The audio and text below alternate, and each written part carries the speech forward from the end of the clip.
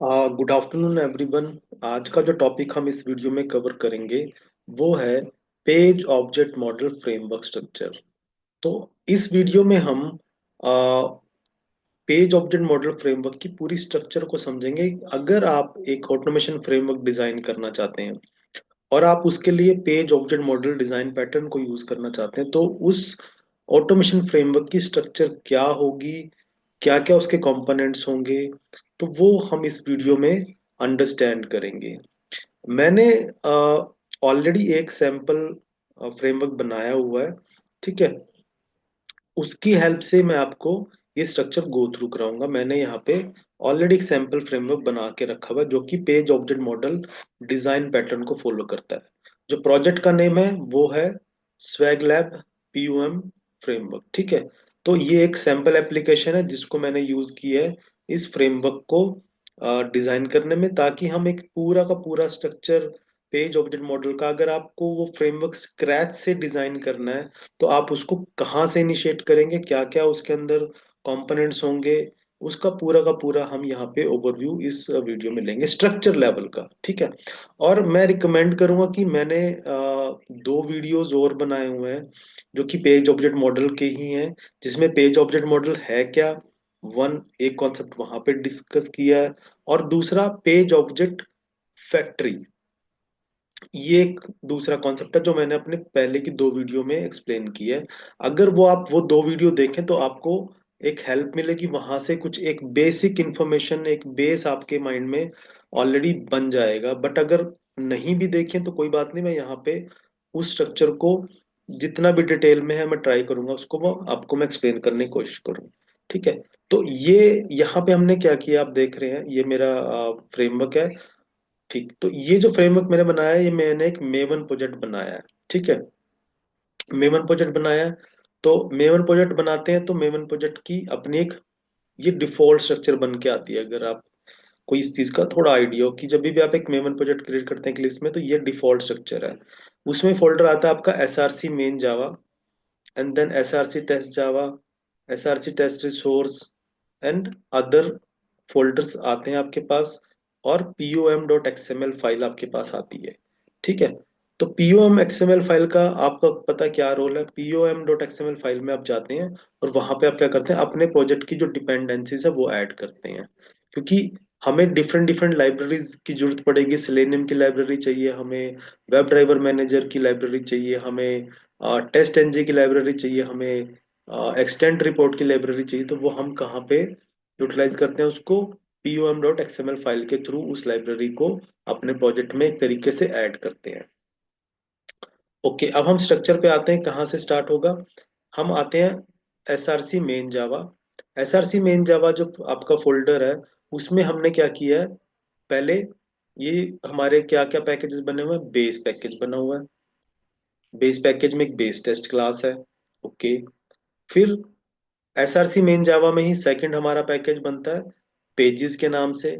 Pages के अंदर हम क्या करते हैं, आप देख रहे हैं डिफरेंट डिफरेंट जावा क्लासेस बनी हुई हैं। पेजेस क्लास क्या करती हैं, हमारी एप्लीकेशन के जितने पेजेस हैं हम उनको सबको क्या करते हैं, एक एज अ जावा क्लास उनको बना लेते हैं। हर पेज को आप यहाँ देख रहे हैं, लॉगिन पेज है, कार्ट पेज है, चेकआउट पेज है, कंफर्मेशन पेज है, प्रोडक्ट डिटेल्स पेज है, प्रोडक्ट लिस्ट पेज है, एंड थैंक यू पेज है। यानी कि हमने एप्लीकेशन के जितने पेजेस हैं उनको सबको एज अ जावा क्लास बना के रखा है, ओके। नेक्स्ट जो आपका पैकेज है आप देख रहे हैं वो है यूटिल पैकेज। यूटिल पैकेज क्या करता है, इसके अंदर भी हम क्या करते हैं, कुछ अपनी यूटिलिटी क्लासेस बना के रखते हैं, ठीक है। वो यूटिलिटी क्लासेस बेसिकली क्या है, जो कि हमारे फ्रेमवर्क को सपोर्ट करती हैं, हमारे फ्रेमवर्क की जो स्ट्रक्चर है उसको और इम्प्रूव करती हैं, उसको एक सपोर्ट, कुछ जेनरिक हमारे फंक्शंस हम बनाते हैं वो हम यूज करते हैं। जैसे कि आप यहाँ पे देख रहे हैं यूटिल्स पैकेज के अंदर क्या बना हुआ, कॉन्फ़िग रीडर डॉट जावा। ये क्या करती है, हमारी कॉन्फ़िगरेशन फाइल को रीड करती है, ओके। एक्सटेंड रिपोर्ट्स मैनेजर, हम अपनी एप्लीकेशन फ्रेमवर्क जब बनाते हैं तो हमें रिपोर्ट्स भी जनरेट करनी पड़ती है। तो जनरेट रिपोर्ट कहाँ से होती है हमारी, हम एक्सटेंड रिपोर्ट को यूज करते हैं। तो ये जो क्लास है एक्सटेंड रिपोर्ट की जो जितनी भी सपोर्टिंग चीजें हैं वो हम अपनी इस क्लास में रखते हैं। देन स्क्रीनशॉट अगर आपको लेने हैं तो स्क्रीनशॉट की यूटिलिटी बनी हुई है। और वेब ड्राइवर फैक्ट्री, आपके जो ब्राउजर्स हैं, जो वेब ड्राइवर्स हैं, वो हम क्या करते हैं, वेब ड्राइवर फैक्ट्री के थ्रू इनिशियलाइज करते हैं और उनको एक तरीके से start and stop web driver factory की हेल्प से करते हैं। तो ये यूटिलिटी क्लासेस है जो कि हमारे फ्रेमवर्क को सपोर्ट करती हैं। ठीक है, तो अभी तक हमने क्या क्या कंपोनेंट देखे हैं। एसआरसी मेन जावा के अंदर हम एक बेस पैकेज बनाते हैं, बेस के अंदर base test, pages class, pages package, और उसके अंदर हमारी एप्लीकेशन के different different pages and utility, utils के अंदर। तो आप देख रहे हैं कि ये तीन कंपोनेंट हमने यहाँ पे देखे। Okay, base, page, pages and utils. अगला है हमारे पास एसआरसी टेस्ट जावा का फोल्डर। उसमें हम क्या करेंगे, टेस्ट डेटा अगर आप रखना चाहते हैं तो टेस्ट डेटा का एक हमने यहाँ पे पैकेज बनाया। और सेकंड हमारा पैकेज है टेस्ट्स। टेस्ट्स जो पैकेज है बेसिकली वो क्या करता है, हमारे टेस्ट केसेस वहां पे हम जितने भी हैं उनको रखते हैं, जो हमारी एप्लीकेशन के टेस्ट केसेस हैं।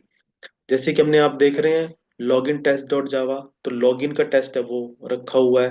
कार्ट के रिलेटेड कोई आपके टेस्ट केसेस हैं वो कार्ट, प्रोडक्ट डिटेल, प्रोडक्ट की list, thank you page, and जितने भी टेस्ट केसेस हैं हमारे, वो हम टेस्ट पैकेज में रखते हैं। ठीक है, तो आप देख रहे हैं स्ट्रक्चर कैसे हमने डिवाइड कर दिया है चीजों को। यानी कि फ्रेमवर्क का जो मेन प्रिंसिपल है वो यही है कि आप क्या करते हैं, हर एक चीज को, हर एक एक्टिविटी को क्या करते हैं, सेगमेंट कर देते हैं।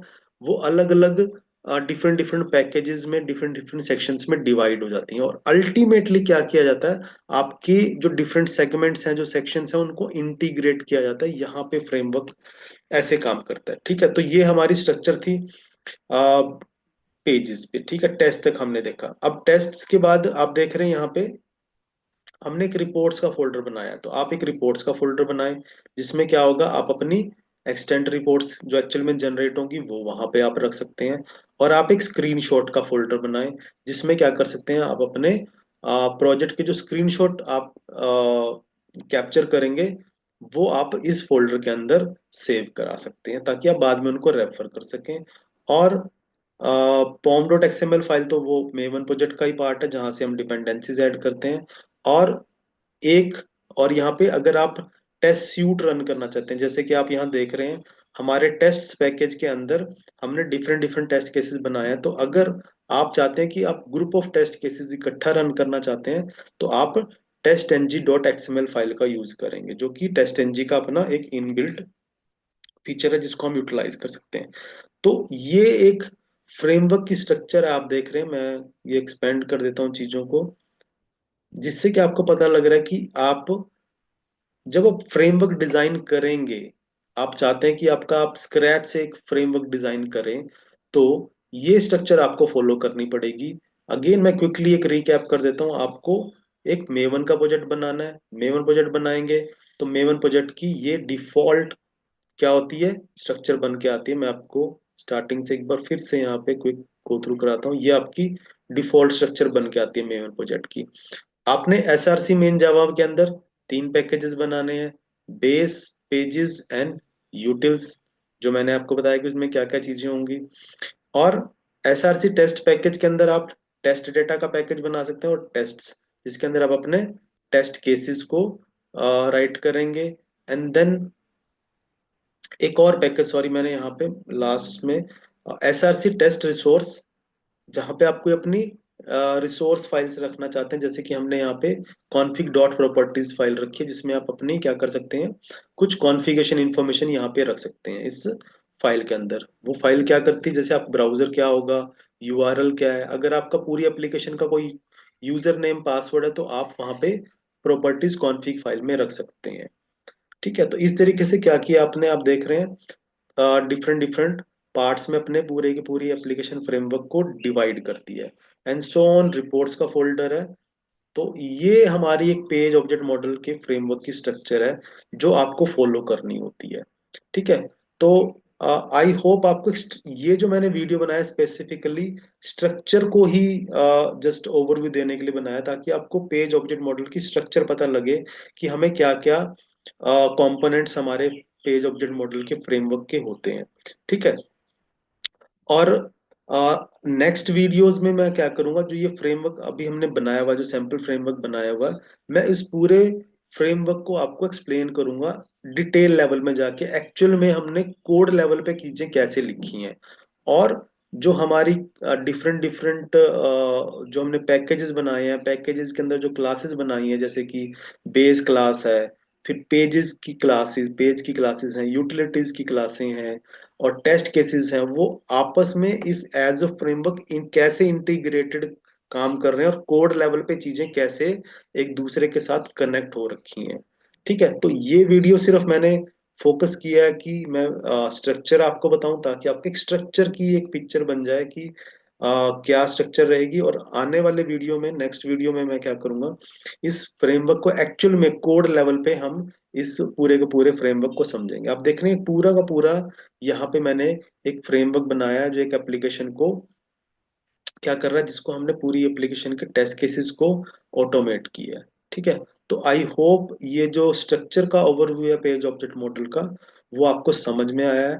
और आप जो मैं आगे वीडियो बनाऊंगा उनको भी जरूर देखें, ताकि आपको जो पेज ऑब्जेक्ट मॉडल का जो पूरा का पूरा कॉन्सेप्ट है, राइट फ्रॉम द कॉन्सेप्ट से लेके स्ट्रक्चर लेवल तक हम पहुंच चुके हैं, और एक्चुअल में इम्प्लीमेंटेशन के पार्ट पे आएंगे, जहां पे मैं आपको ये पूरा का पूरा प्रोजेक्ट इम्प्लीमेंटेशन लेवल पे ओवरव्यू दूंगा। और नेक्स्ट और वीडियोस के अंदर मैं ट्राई करूंगा, फिर हम इस फ्रेमवर्क को बनाएंगे पूरा, मतलब स्क्रैच से बनाएंगे, ताकि जो चीजें हमने अभी तक हम सीखेंगे उनको हम फिर से यूटिलाइज करके उस फ्रेमवर्क को रिक्रिएट करेंगे, एक नया फ्रेमवर्क क्रिएट करेंगे।